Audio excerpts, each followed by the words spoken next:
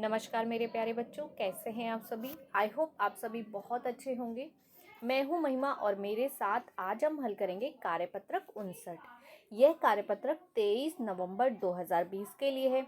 आज हम हिंदी विषय में पढ़ने जा रहे हैं पुनरावृत्ति, यानी कि जो चीज़ें हम पहले पढ़ चुके हैं अब हम उसकी धीरे धीरे पुनरावृत्ति यानी रिवीजन करेंगे और एग्जाम के लिए अपने हर एक टॉपिक को रेडी करेंगे। तो चलिए हम आज की रिवीजन यानी कि पुनरावृत्ति शुरू करते हैं और देखते हैं आज पुनरावृत्ति में क्या दिया गया है। पुनरावृत्ति कार्यपत्रक गद्यांशों को पढ़कर प्रश्नों के उत्तर दें। आपको कहा गया है कि आपको गद्यांशों को पढ़ना है और उसको पढ़ने के बाद प्रश्नों के उत्तर देने हैं। तो चलिए देख लेते हैं आज के छोटे से गद्यांश में क्या दिया गया है। वह नेपाल से तिब्बत जाने का मुख्य रास्ता है। क्या बोला है? वह नेपाल से तिब्बत जाने का मुख्य रास्ता है।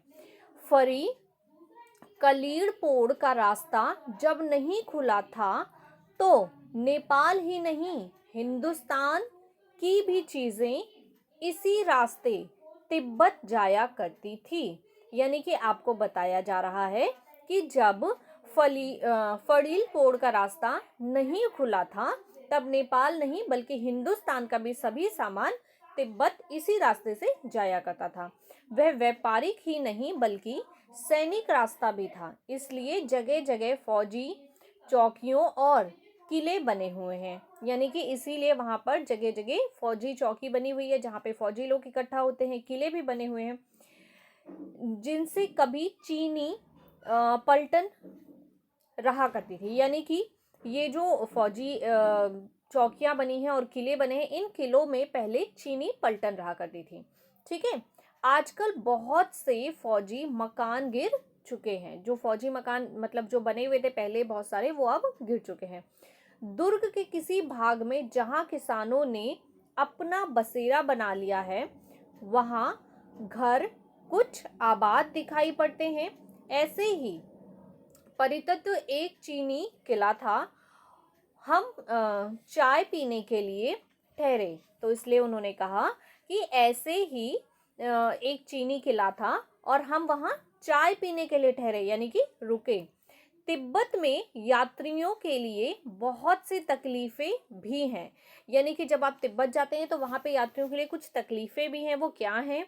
कुछ आराम की बातें भी हैं। आप कहीं भी सफ़र पर जाते हैं तो वहाँ पर कुछ अच्छी चीज़ें भी मिलती हैं आपको देखने के लिए और कुछ बेकार चीज़ें भी मिलती हैं। कुछ जगहों पे अच्छी ज़्यादा और बेकार एक्सपीरियंसेस कम रहते हैं और कुछ जगहों पे बेकार एक्सपीरियंसेस ज़्यादा रहते हैं और अच्छे एक्सपीरियंस कम रहते हैं।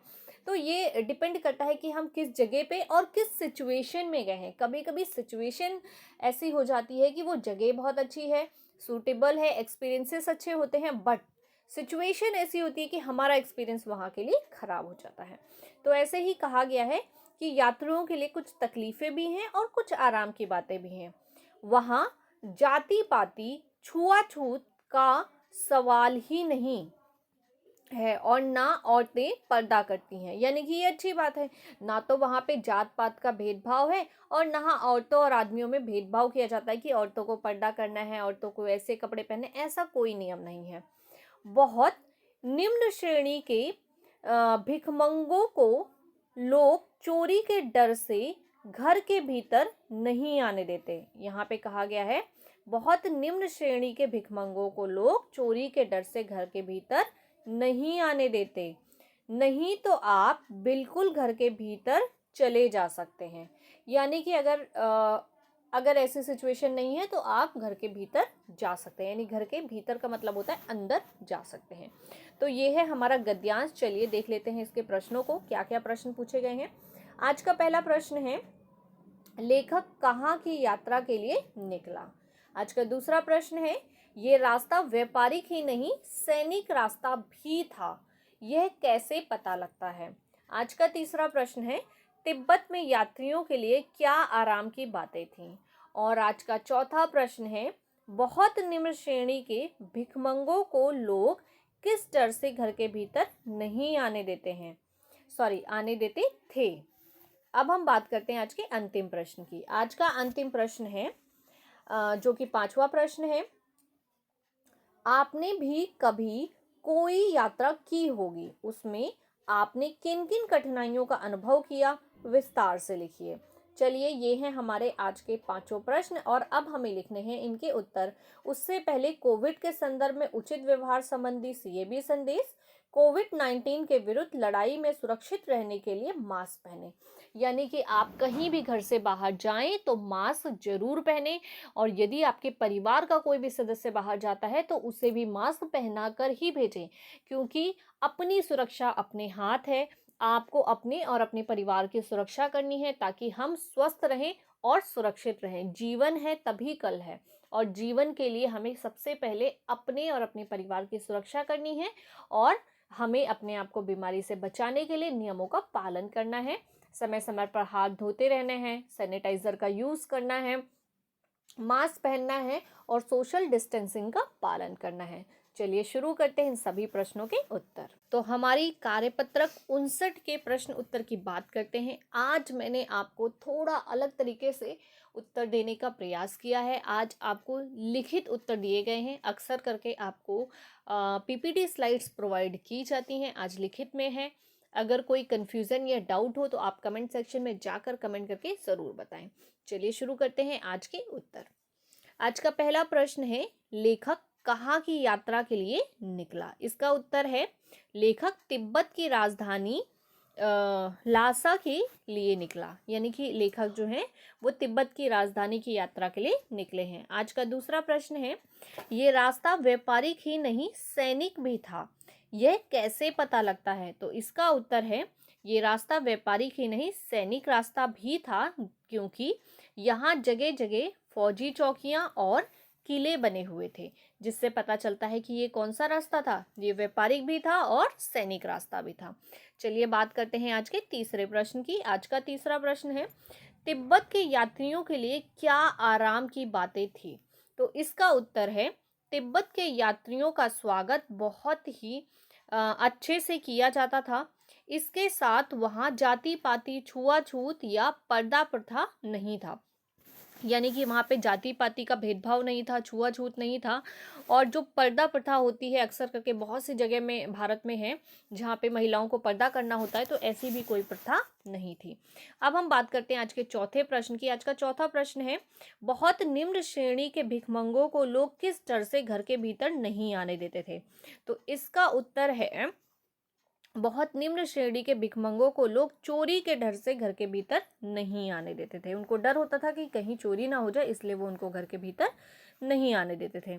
आज का अंतिम और पांचवा प्रश्न है, आपने भी कभी कोई यात्रा की होगी, उसमें आपने किन किन कठिनाइयों का अनुभव किया? विस्तार से लिखिए। तो इसका उत्तर है, पिछले वर्ष मैं हिमाचल गई थी, वहाँ मुझे कुछ कठिनाइयों का अनुभव हुआ। हिमाचल का तापमान कम होने के कारण वहाँ की जलवायु बहुत अच्छी नहीं थी। यात्रा करना मुश्किल था क्योंकि पहाड़ों से घिरे होने के कारण परिवहन के साधन अधिक विकसित नहीं थे। अच्छी जगह रहने की जगह की व्यवस्था करना भी मुश्किल था। तो आप जानते हैं कि अगर आप किसी भी पहाड़ी क्षेत्र में जाते हैं यात्रा करने के लिए और आप पहले कभी नहीं गए, तो कई बार ऐसा होता है कि वहाँ की जलवायु जो होती है वो हमारे स्वास्थ्य के लिए अच्छी नहीं होती, हम बीमार पड़ जाते हैं। हो सकता है हम किसी ऐसी जगह से गए हैं जहाँ की जलवायु बहुत गर्म है, और अगर हम हिमाचल जाते हैं वहाँ की जलवायु सर्द होती है, तो अचानक से सर्दी गर्मी की वजह से आप बीमार पड़ जाते हैं। ठीक है। और वहाँ पे क्या होता है कि घर थोड़े दूर दूर होते हैं, होटल्स थोड़े दूर दूर होते हैं, तो इस तरह से कुछ छोटी मोटी परेशानियां आ सकती हैं। आप अपना अनुभव लिख सकते हैं, यदि आपका कुछ अपना पर्सनल अनुभव है और आपका अच्छा अनुभव है तो आप वो भी लिख सकते हैं। तो ये हैं हमारे आज के सभी पांचों प्रश्न और उनके उत्तर। हमारे सभी उत्तर, हमारी सभी वर्कशीट के आंसर्स हमारे टेलीग्राम चैनल पर भी प्रोवाइड किए जा सकते हैं। तो हम डिस्क्रिप्शन में हमारे चैनल का लिंक दिया गया है, आप लिंक को क्लिक करके हमारे चैनल मुदिता IAS वॉरियर्स को टेलीग्राम पर भी ज्वाइन कर सकते हैं और वहाँ से भी ये आंसर्स लिख सकते हैं। यदि आपको वीडियो पसंद आती है तो आपको वीडियो को लाइक करना है, अपने दोस्तों से शेयर करना है और चैनल को सब्सक्राइब करना है, ताकि हर वीडियो का नोटिफिकेशन आपको टाइम पर मिलता रहे। मैं हूं महिमा और आपसे लेती हूं विदा। जल्द ही मिलूंगी आपको नई वीडियो में नए टॉपिक के साथ। तब तक सभी बच्चों को स्वस्थ रहना है, मस्त रहना है, अपनी लाइफ को एंजॉय करना है, और सबसे ज़्यादा ध्यान रखना है कि आपको अपने और अपने परिवार को सुरक्षित कैसे रखना है इन बातों का, यानी कोविड के नियमों का पालन करना है और अपने परिवार की सुरक्षा जरूर जरूर जरूर करनी है। ठीक है, क्योंकि यदि आप और आपका परिवार सुरक्षित है तभी सभी का कल है। तो आने वाले भविष्य को बेहतर बनाने के लिए आज हमें अपने और अपने परिवार के जीवन की सुरक्षा करने के लिए नियमों का पालन करना अति आवश्यक है। आप सभी के लिए एक अनाउंसमेंट वीडियो बनाई गई है, आपको उस वीडियो को भी देखना है, क्योंकि मैं हूँ आपकी टीचर महिमा मैम। मैं आपको हिंदी और सोशल स्टडी पढ़ाती हूँ। मैं कुछ दिनों के लिए छुट्टी पर जा रही हूँ, उस क्यों जा रही हूँ आपको वीडियो में बताया गया है। तो अनाउंसमेंट वीडियो देखनी है और यदि पसंद आती है तो लाइक करना है, शेयर करना है और कमेंट करना है। बाय बाय बच्चों, टेक केयर।